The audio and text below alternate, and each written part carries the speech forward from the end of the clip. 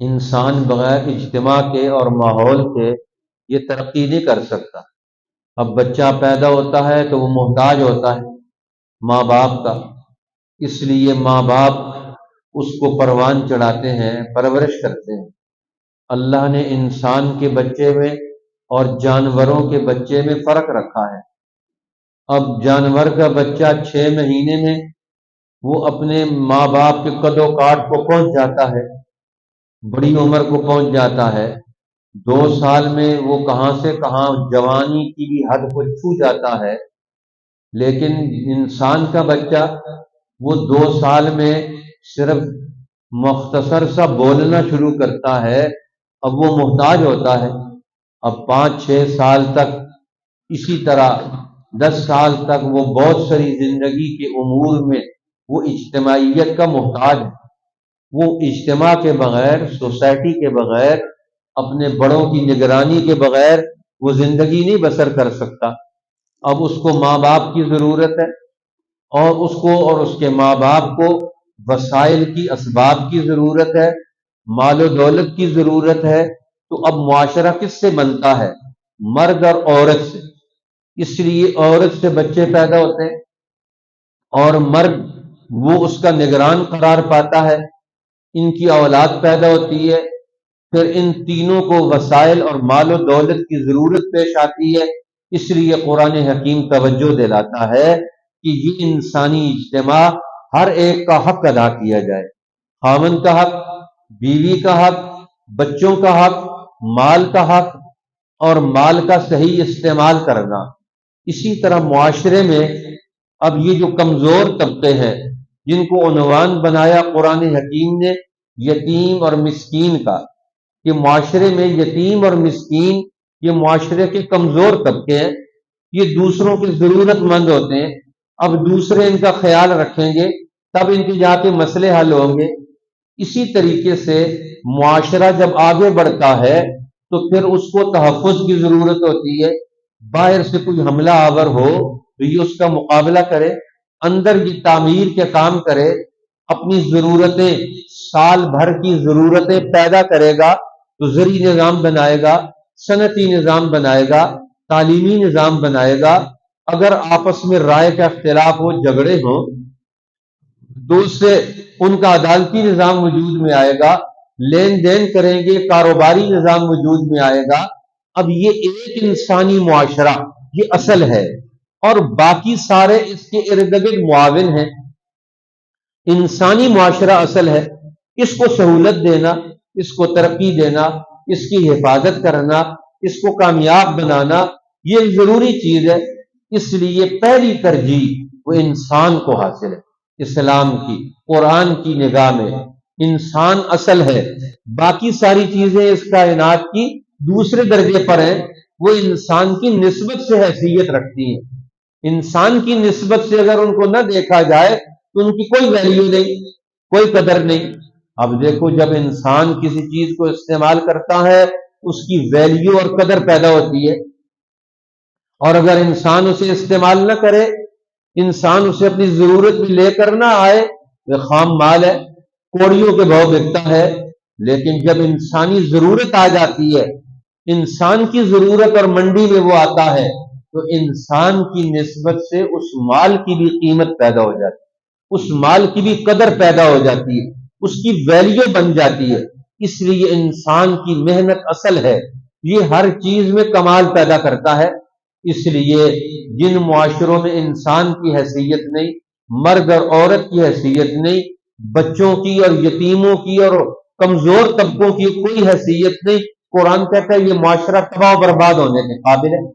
اس لیے جس معاشرے میں یتیموں کے حقوق کا تحفظ نہ کیا جائے، یتیم کا مال لوگ کھا جائیں، تو نتیجہ کیا نکلے گا؟ کون آدمی پھر اپنے اس معاشرے کی حفاظت کے لیے جان لگائے گا، قربانی دے گا؟ اسے پتا ہے میں اگر چلا گیا میرے بچوں کا کوئی محافظ نہیں ہوگا۔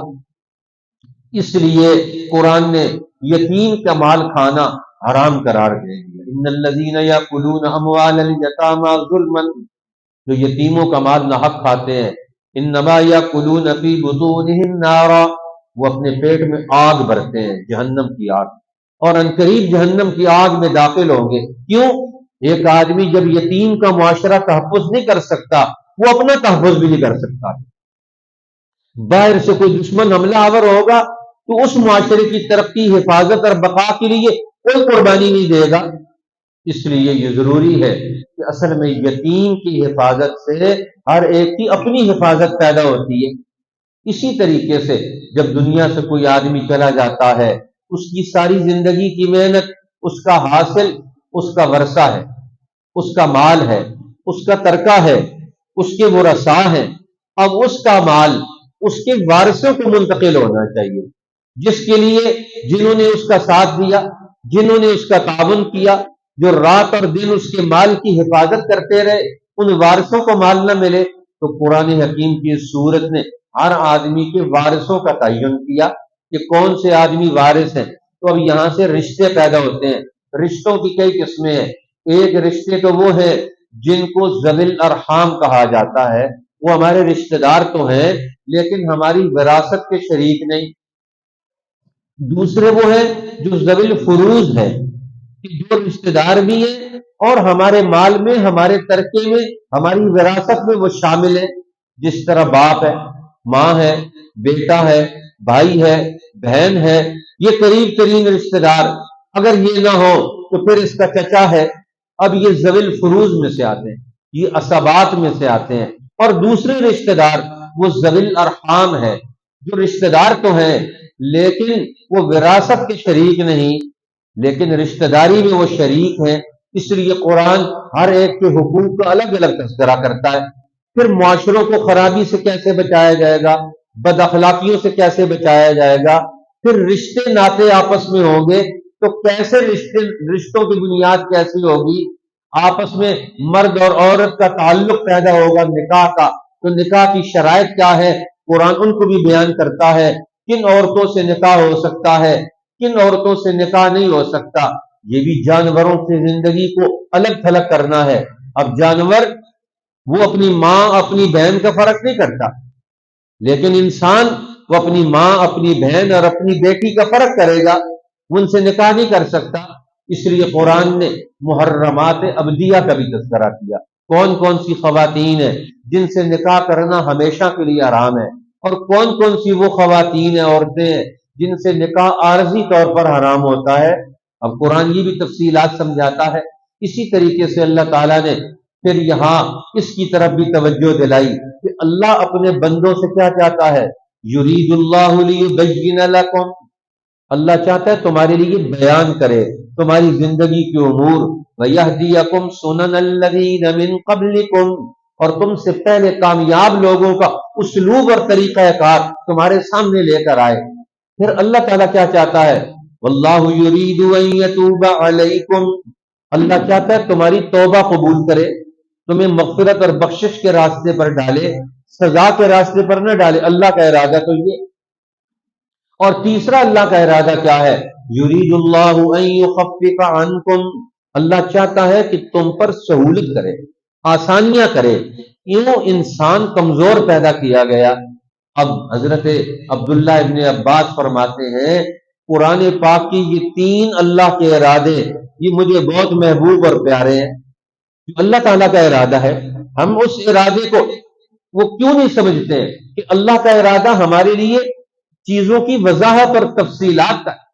اللہ کا ارادہ ہمیں صحیح اسلوب اور طریقہ کار کے مطابق زندگی گزارنے کا ہے۔ اللہ کا ارادہ ہمارے لیے توبہ قبول کرنے کا ہے، ہم گناہوں سے نکلیں، غلطیوں سے نکلیں، کوئی ایسی غلطی نہ کریں جس سے ہمیں اور دوسروں کو نقصان پہنچے۔ اور پھر اللہ تعالیٰ چاہتے ہیں ایسے احکامات تمہیں دیے جائیں کہ جن سے تمہاری غلطیاں دور ہو جائیں اور تمہیں آسانی اور سہولت حاصل ہو جائے۔ پھر اللہ تعالیٰ نے یہاں کاروبار کا تذکرہ بھی کیا۔ اب یہ رشتوں کے تذکرے کے بعد، مال کے استعمال کے بعد، پھر مال کمانے اور مال کے منتقل کرنے، تجارت کرنے کے اسلوب بیان کیے۔ تجارت کسے کہتے ہیں، لا تاکلوا اموالکم بینکم بالباطل الا ان تکون تجارتا عن تراض منکم، فرمایا آپس میں ایک دوسرے کا مال ناحق اور باطل طریقوں سے مت کھاؤ۔ آپس کی رضامندی سے مال کا لین دین کرو. جبر سے، دباؤ سے کسی کے مال کو چھین لینا، کسی کے کاروبار پر قبضہ کر لینا، کسی کی زمین پر قبضہ کر لینا، کسی کے وسائل پر قبضہ کر لینا، یہ حرام اور ناجائز. اس لیے اللہ تعالیٰ نے یہ کائنات کا یہ نظام بیان کیا، اور پھر اس کے بعد دوبارہ واپس گھریلو اور اجتماعی زندگی کی طرف آ گئے. اب مرد یہ گھریلو اور اجتماعی زندگی کے نگران، عورتیں ان کی معاون ہیں، یہ مل جل کر نظام چلائیں گے. اور اگر ان کا آپس میں اختلاف پیدا ہو جائے، لڑائی پیدا ہو جائے، تو اللہ تعالیٰ فرماتے ہیں کہ پھر مرد اور عورت کے خاندان میں سے دو دو حکم مقرر کرو، فیصل مقرر کرو. جہاں لڑائی ہو جائے، آپس میں اختلاف ہو جائے، اختلاف حل کرنے کے لیے معاشرے کی قوتوں کو بروئے کار لایا جائے، خاندانی قوتوں کو بروئے کار لایا جائے. اب خاندان کے بڑے لوگ، سمجھدار لوگ، عقل مند لوگ، جو ہر ایک کا حق جانتے ہو، ہر ایک کا حق کا تحفظ کرتے ہو اور حق بات کہیں. یہ معاشروں میں ضروری ہے. حق بات کہنے والے کسی کی طرفداری نہ کرے، سب کو حق پر لے کر آئے. جو جس کا حق بنتا ہے وہ اس کو دلوائیں، جس نے حق کسی کا چھینا ہے اس کو سمجھائیں، ان کو بتائیں تمہاری غلطی ہے، تم نے یہ زندگی کیسے گزارنی ہے. وَبَسُوا حَكَمًا مِّنْ أَهْلِهِ وَحَكَمًا مِّنْ أَهْلِهَا. ایک حاکم عورت کے خاندان سے، ایک حاکم مرد کے خاندان سے، وہ دونوں کے مسئلے سن کر، دونوں کا بیان سن کر، پھر آپس میں مل بیٹھ کر فیصلہ کریں کہ اس مرد اور عورت اور اس خاندان اور گھر کو جوڑنا ہے تو کیسے جوڑیں گے. ان یریدا اصلاحا، اگر وہ اصلاح چاہتے ہیں، درستگی چاہتے ہیں، یوفق اللہ بینہما، اللہ ان کے درمیان موافقت کرا دے گا. اس لیے اللہ چاہتا ہے کہ یہ رشتے ٹوٹے نہیں. نکاح ہو گیا، اب خاوند بیوی جڑ کے رہے، یہ خاندان جڑ کے رہے. انسانوں کو توڑنا، تقسیم کرنا، ان کو جدا کرنا، یہ سب سے بڑا جرم. رسول اللہ کے پاس جب جنگی قیدی آتے تھے، آپ نے اس وقت بھی اسلوب طے کر لیا. جو قریبی رشتہ دار ہیں، قریبی رشتہ داروں کو دو الگ الگ ملکیت میں نہیں دیا جائے گا. باپ ادھر بھیج دیا جائے، بیٹا ادھر بھیج دیا جائے، ماں ادھر تقسیم کر دی جائے، بیٹی ادھر تقسیم کر دی جائے. ورنہ اگر غلام بھی تقسیم کیے جاتے تھے، ان کو بھی ایک خاندان میں رکھا جاتا تھا. جو ایک دوسرے کے رشتہ دار ہیں ان کو الگ تھلگ نہیں کیا جاتا تھا، اس کا بھی حق رکھا گیا. اب اس اعتبار سے اسلام نے رشتہ داریوں کے حقوق متعین کر دی. پھر رشتہ داری کے بعد دوسرا حق پڑوس کا بھی ہے. والجار ذی القربى والجار الجنب والصاحب بالجنب. اب فرمایا یہ سارے رشتہ دار بھی ہیں اور ساتھ تمہارے پڑوسی بھی ہیں. اور پڑوسی مستقل پڑوسی، غیر مسلم پڑوسی، پھر اسی طرح عارضی پڑوسی. مسجد میں آئے تو پڑوس بن گیا، سفر پہ جا رہے ہیں تو پڑوس بن گیا، کلاس میں بیٹھے ہوئے تو پڑوس بن گیا. اب یہ پڑوسیوں کے بھی حقوق ہیں، جتنی دیر وہ وہاں بیٹھتے ہیں ایک دوسرے کا حق ادا کریں. اور میں اللہ تو کسی پر ظلم نہیں کرتا. ان اللہ لا یظلم مثقال ذرہ، اللہ ذرہ بھر کسی پر ظلم نہیں کرتا. تو اسی لیے ظلم کو پسند بھی نہیں کرتا کہ کوئی کسی کے ساتھ زیادتی کرے. حدیث پاک میں آتا ہے رسول اللہ صلی اللہ علیہ وسلم نے ایک صحابی کو سنا، فرمایا کہ تم مجھے قرآن سناؤ. اب انہوں نے کہا یا رسول اللہ آپ پر تو قرآن اترا ہے، کیا میں آپ کو سناؤں؟ عبداللہ ابن مسعود تھے یا ابی ابن کعب، ان دونوں میں سے. اب انہوں نے فرمایا، آپ نے فرمایا نہیں، میرا جی چاہتا ہے تم مجھے قرآن پڑھ کر سناؤ اور میں تمہاری زبان سے بھی قرآن سنوں. اب انہوں نے سورہ نساء کی یہ آیات پڑھنی شروع کی، پہلا رکوع، دوسرا، تیسرا، چوتھا، اب یہاں تک پہنچے اس رکوع تک جو 5ویں پارے کا یہ تیسرا رکوع ہے. اس رکوع کی آخری آیت پر پہنچے، فَكَيْفَ إِذَا جِئْنَا مِنْ كُلِّ أُمَّةٍ بِشَهِيدٍ وَجِئْنَا بِكَ عَلَى هَؤُلَاءِ شَهِيدًا. اس وقت کیا حال ہوگا آپ کا جب قیامت کے دن آپ کی امت کے فیصلے، جھگڑے فیصلے کے لیے آئیں گے اللہ کی عدالت میں، اور آپ کو آپ کی امت کے مقدمے میں گواہ کے طور پر لایا جائے گا. وَجِئْنَا بِكَ عَلَى هَؤُلَاءِ شَهِيدًا، آپ کو ان پر گواہ کے طور پر لائیں گے.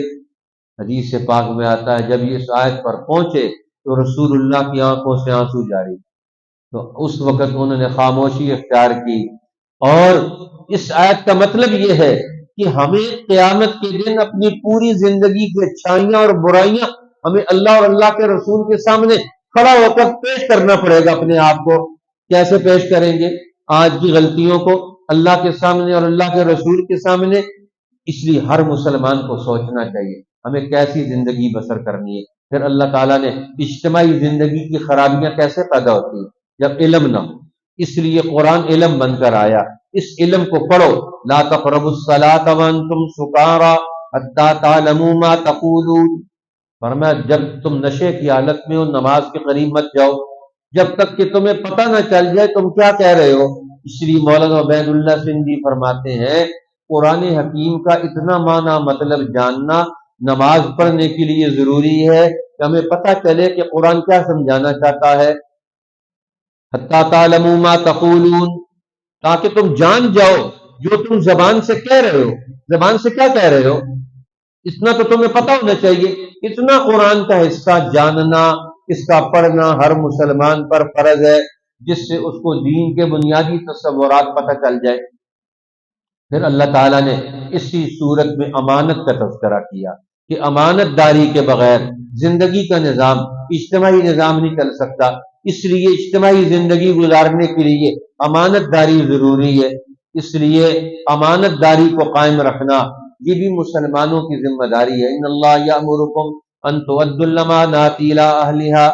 اللہ تعالیٰ نے حکم دیا تمہیں کہ تم امانتیں اہل لوگوں کے سپرد کرو. فَإِذَا حَكَمْتُمْ بَيْنَ النَّاسِ أَن تَحْكُمُوا بِالْعَدْلِ. اور جب فیصلہ کرو عدالت میں بیٹھ کر انصاف کا فیصلہ کرو، ظلم کا فیصلہ نہ کرو.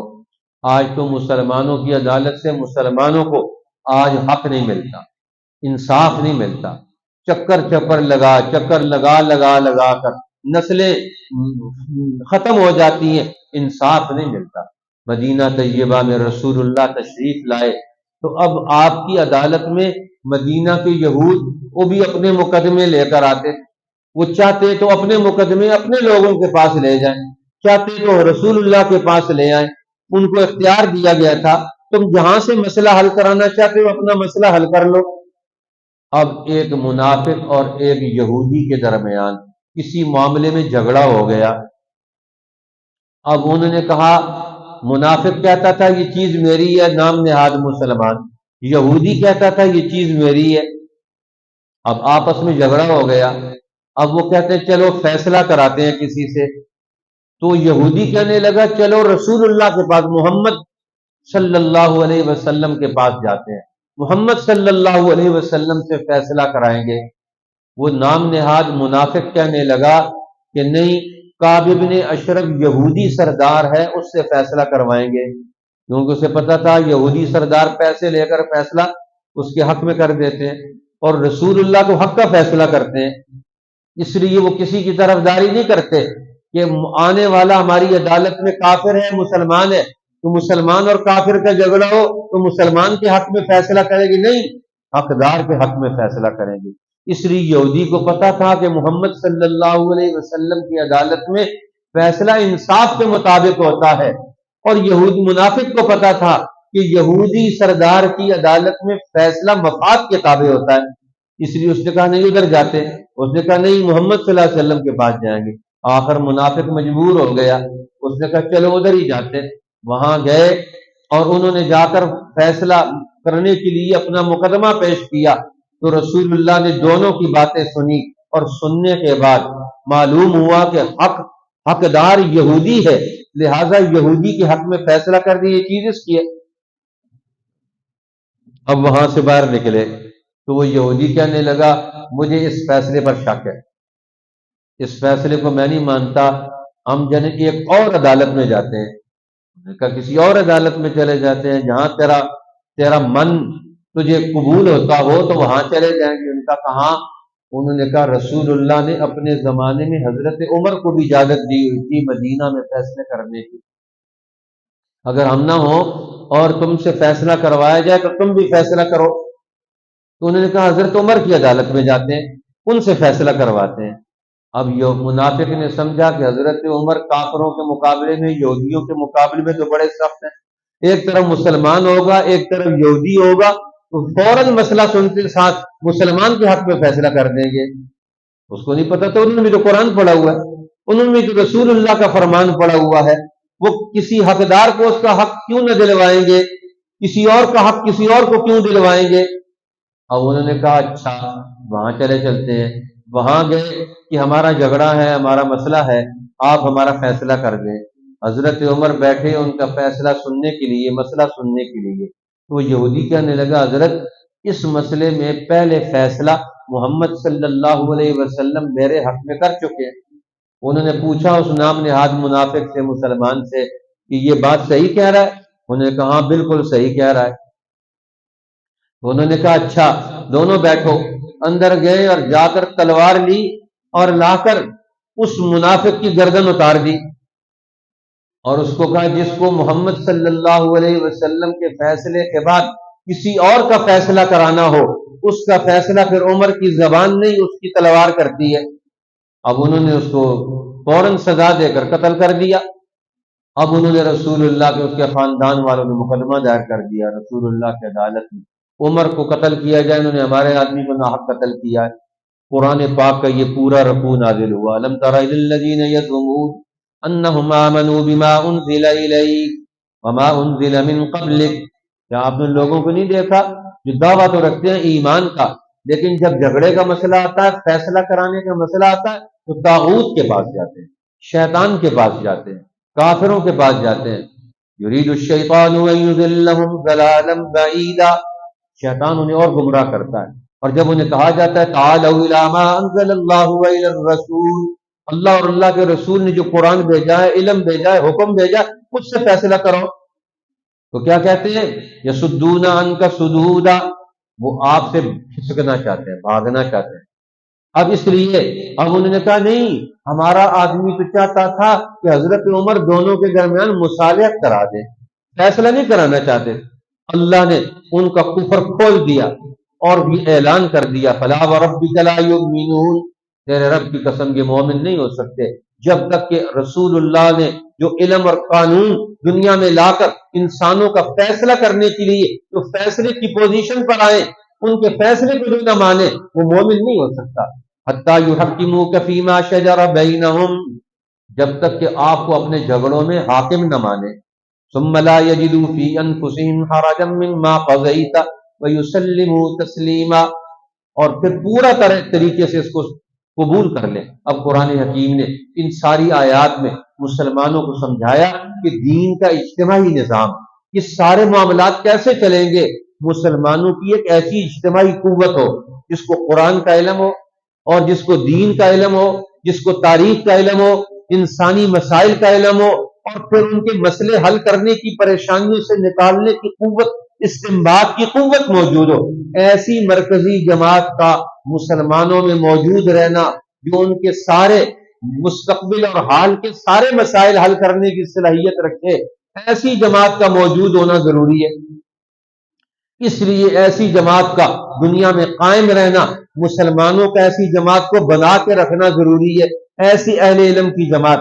جب یہ اہل علم کی جماعت نہیں ہوگی تو مسلمان تباہ ہو جائیں گے۔ اس لیے مسلمانوں کو اجتماعی طور پر تباہی سے نکلنا ہے تو اپنے اندر اجتماعی قوت پیدا کرنا، اور اجتماعی قوت کیسے پیدا ہوتی ہے؟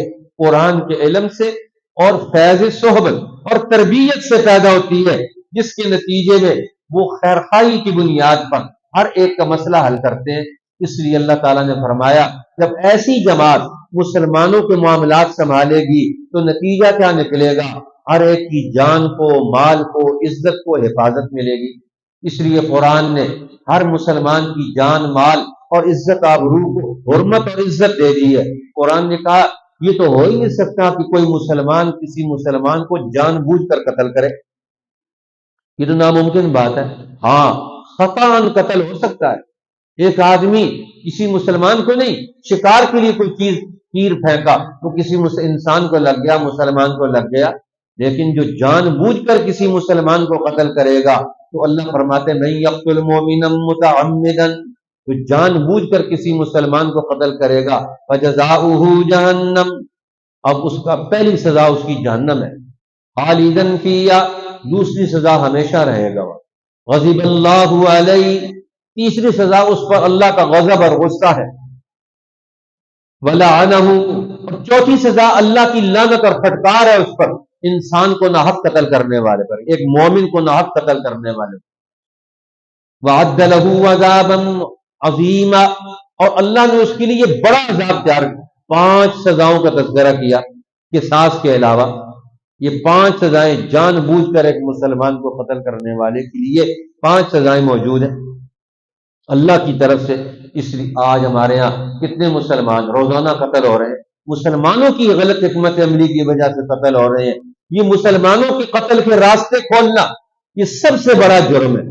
آج سینکڑوں مسلمان روزانہ قتل ہو جاتے ہیں، پاکستان میں، کشمیر میں، افغانستان میں، عراق میں، شام میں، لیبیا میں، اسی طرح دنیا کے بے شمار ملکوں میں مسلمانوں کے قتل عام کی لائن لگی ہوئی ہے، اور مسلمان حکمران بھی موجود ہو۔ یہ کیسے ممکن ہو سکتا ہے؟ اس لیے قرآن کہتا ہے یہ تسلیم نہیں کیا جا سکتا۔ اور رسول اللہ کے زمانے میں ایک جماعت خطاً وہ میدان جنگ میں گئے، میدان جنگ میں جو اللہ کا دشمن بن کر آتا ہے اس کو تو قتل کیا جا سکتا ہے، لیکن وہاں اگر کوئی کلمہ پڑھ لے، اب ایک جنگ میں ایک آدمی نے کلمہ پڑھ لیا اور پھر اس کو قتل کر دیا گیا۔ وَلَا تَقُولُوا لِمَنْ أَلْقَىٰ إِلَيْكُمُ السَّلَامَ لَسْتَ مُؤْمِنًا، جب تم زمین میں چلو پھرو، جہاد کے لیے جاؤ، تو اس وقت کوئی آدمی اگر اسلام کا اعلان کرے تو تم آگے سے مت جواب نہیں کہو کہ تمہارا اسلام قبول نہیں۔ آج مسلمانوں کا عجیب حال ہو گیا، ایک آدمی کہتا ہے میں کلمہ پڑھنا چاہتا ہوں، کہتے ہیں ہمیں تیرا کلمہ قبول نہیں۔ پھر تم کون ہوتے ہو قبول کرنے والے؟ کوئی مولوی، کوئی پیر، کسی کی کوئی اجازت نہیں، کلمہ اللہ کا ہے۔ ایک اللہ کا بندہ اللہ کا کلمہ پڑھنا چاہتا ہے، ہم کیسے رکاوٹ ہو سکتے ہیں کہ ہم تیرا کلمہ قبول نہیں کرتے؟ کوئی آدمی جب کلمے کا اعلان کرے، اس کلمے کا قبول کرنا مسلمانوں پر فرض ہے۔ وہ دل سے نہیں کرتا، وہ جانے اور اللہ جانے، لیکن جس نے ایک دفعہ کلمہ پڑھ لیا زبان سے، اس کی جان محفوظ، اس کا مال محفوظ، اس کی عزت بھی محفوظ۔ اور اگر کوئی مرتد ہو جائے تو اس کو بھی 3 دن سزا نہیں دی جاتی، 3 دن اس کو موقع دیا جاتا ہے توبہ کا۔ اگر وہ توبہ کر لے، جس سے اسلام کے خلاف کلمہ کفر بھی نکل گیا ہو، مرتد ہو گیا ہو، اگر وہ واپس آنا چاہے تو اس کے لیے بھی راستہ کھلا ہوا ہے۔ اور آج کے مسلمان، آج کے مذہب کے نمائندے، وہ کہتے ہیں جی فلاں آدمی اس نے کفر کیا لہذا ہم اس کا کلمہ قبول نہیں کرتے۔ وہ کہتے ہیں میں توبہ کرتا ہوں، چاہے کسی بھی نیت سے توبہ کرتا ہو، کہتے ہیں ہم اس کی توبہ نہیں، اس کو قتل کرو، اس کو سزا دلواؤ۔ بھائی وہ کلمہ دوبارہ پڑھنا چاہتا ہے، آپ کیسے سزا دلوا سکتے ہیں؟ اس لیے یہ طریقہ کار بھی غلط۔ اب رسول اللہ کے پاس مسئلہ آیا اور آپ نے فرمایا کہ جب وہ کلمہ پڑھ رہا تھا پھر تم نے اسے کیوں قتل کر دیا؟ یا رسول اللہ وہ جان بچانے کے لیے، جان چھڑانے کے لیے کلمہ پڑھ رہا تھا۔ آپ نے فرمایا اللہ شققت قلبہ، تو نے اس کا دل چیر کر اندر سے کیوں نہیں دیکھ لیا کہ اندر سے پڑھ رہا تھا کہ اوپر سے پڑھ رہا تھا؟ اتنی دفعہ یہ جملہ رسول اللہ نے دہرایا، اللہ شققت قلبہ، اللہ شققت قلبہ، تو نے اس کا دل چیر کر کیوں نہیں دیکھ لیا؟ وہ کلمہ پڑھ رہا تھا، قیامت کے دن وہ کلمہ پڑھتا ہوا آئے گا اور پھر تو قاتل بن کے جائے گا۔ اے اللہ میں اس سے بری ہوں، اے اللہ میں اس سے بری ہوں، اے اللہ میں اس مسلمان کے قتل سے بری ہوں۔ اللہ کے پیغمبر منبر پر کھڑے ہو کر اعلان کر رہے ہیں، اور آج آپ کا امتی کسی مسلمان کا جو غلطی ہو جائے اور پھر دوبارہ کلمہ پڑھنا چاہے، اس کلمہ قبول نہیں کرتے۔ عجیب حال ہو گیا۔